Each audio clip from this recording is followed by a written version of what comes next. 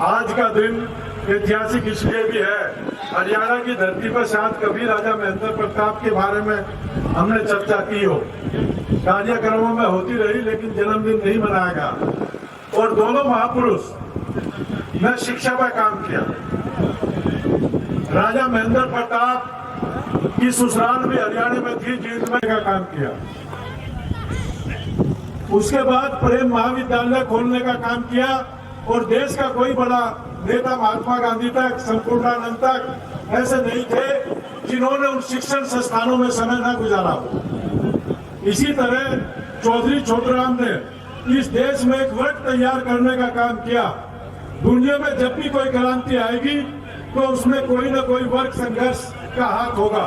चाहे लेनिन ने साम्राज्यवाद, इसी तरह से इस चौधरी छोटूराम ने किसान और मजदूर का जो वर्ग तैयार किया आजादी से पहले, उसको लगातार कंटिन्यू रखा चौधरी चरण सिंह ने और लगातार कंटिन्यू रखा चौधरी चरण सिंह ने और चौधरी देवीलाल ने।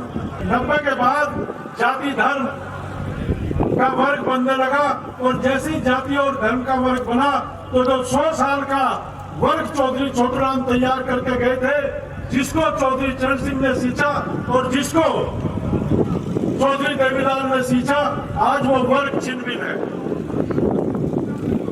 और ये छोटूराम धाम का उद्देश्य जो हम लोगों ने 15-18 साल लड़ाई लड़ी, इसमें एक चीज निकल के आई कि हमारे पास राजनीतिक रूप से ताकतवर है। आज भी हमारे 25-26 MP हैं, विधायक भी है, कम या ज्यादा, अलग अलग दलों में है, लेकिन हम कहीं भी निर्णायक स्थिति में नहीं है कौम को दिशा देने के लिए। जब तक हमारे पढ़े लिखे लोग, चाहे भाई दीपक फोगाट जी हो, ऐसे हजारों लाखों नौजवान आज दुनिया भर में इस देश का और इस कौम का नाम रोशन कर रहे हैं, जब तक इनके बैठने की जगह आप नहीं तैयार करोगे तब तक आपकी कौम का भविष्य सुनहरा नहीं हो सकता। राजनीति में हरियाणा में आप 30 MLA बना सकते हो, एक मुख्यमंत्री बना सकते हो, लेकिन हमें करोड़ों युवाओं के लिए रोजगार चाहिए। हमें करोड़ों युवाओं को व्यापार का, यही कौम इस देश पर विराज करना सीखे। मैं इसकी नींव रखा। आज परिस्थितियां बदल रही है, एजुकेशन बहुत तेजी के साथ। आज से 10 साल पहले जिस ब्रांच में इंजीनियरिंग की या जिस मेडिकल साइंस की जिस ब्रांच में नंबर 1 होती थी, आज वो ब्रांच पीछे चली गई है, दूसरी ब्रांच सामने आ रही है। हर क्षेत्र में बहुत तेजी के साथ बदलाव हो रहा।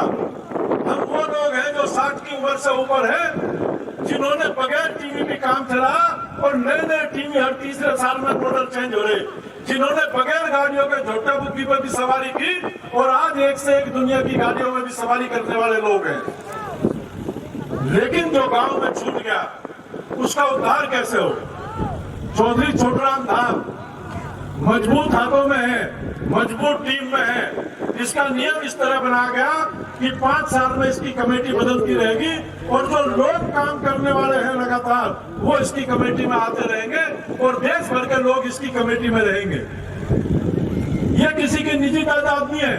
हरियाणा के लोगों से मेरा एक निवेदन है, यूपी वाले न तो मंदिर बना रहे, न गौशाला बना रहे, न धर्मशाला बना रहे, लेकिन जिस 40 साल में आप लोगों ने गौशाला और धर्मशाला में लगाई है और मंदिरों पर लगाई है, अगर उसकी 1/10 ताकत भी हरियाणा के भाई, देश के भाई, तो आप छोड़ दो, इस छोटूराम धाम पर लगा दो तो ये स्वर्ण मंदिर से बेहतर बन सकता है। इसलिए मैं धन्यवाद दूंगा। चैरिटी, ये वो चैरिटी नहीं कोई पहुंचा मुझे ट्रैक्टर दिलवा दे, कोई पहुंचा मुझे मेरी खाड़ी बनवा दे, मेरी नाड़ बनवा दे। जिस चीज को ये तैयार करेंगे वो दुनिया में इनसे 10 गुनी तेजी के साथ रोटेट होगा। तो मेरा ये कहना है आप लोगों को, इसकी गंभीरता को समझे। हमें लगातार भाई नंदन साहब का, चौधरी वीरेंद्र सिंह का और अलग अलग लोगों ने अलग अलग प्रयास किए होंगे, लेकिन चौधरी वीरेंद्र सिंह का, रघुवर चौटाला जी का हमें लगातार आशीर्वाद मिलता रहा और मैं इस बात के लिए दोनों का धन्यवाद करता हूँ। माँ बाप की आस्था कितनी ताकतवर होती है और वो किस तरह से हरियाणा में बहुत लोगों ने राजनीति की, लेकिन चौधरी वीरेंद्र सिंह इसलिए ईमानदार रहे कि ये चौधरी छोटूराम के देवते थे। उस चीज को मेंटेन करना, उस चीज को आगे लेके चलना, ये कौम की भी जिम्मेदारी है। मेरा आप सब लोगों से ये निवेदन है, ये मजबूत हाथों में है। हमारे पास शिक्षाविद भी है, जनरल साहब अभी आके गए, विंग कमांडर मलिक इसके सेक्रेटरी है, एडवोकेट रणजीत सिंह जी इसके अध्यक्ष हैं और 20 वाइस ट्रस्टी हैं और इसका व्रत पढ़ाते चले जाएंगे। अभी इसमें इस तरह का ही अकेला हॉस्टल बना हमारे 8 साल के प्रयास से, आप सब लोगों के प्रयास से, हमारे नहीं आप सब लोगों के प्रयास से। लोगों ने दिल खोल के दान भी दिया और लोगों ने दिल खोल के टांग भी खींची, क्योंकि जिस दिन ये दाम बढ़ गया, 5 हॉस्टल ऐसे हैं, 3000 बच्चे एट ए टाइम यहाँ रहेंगे, यहाँ ऑडिटोरियम होगा, बलिदान स्थल होगा, यहाँ किसानों के लिए सुविधा होगी, खिलाड़ियों के लिए सुविधा होगी। ये तो सैकड़ों एकड़ में बन सकता है।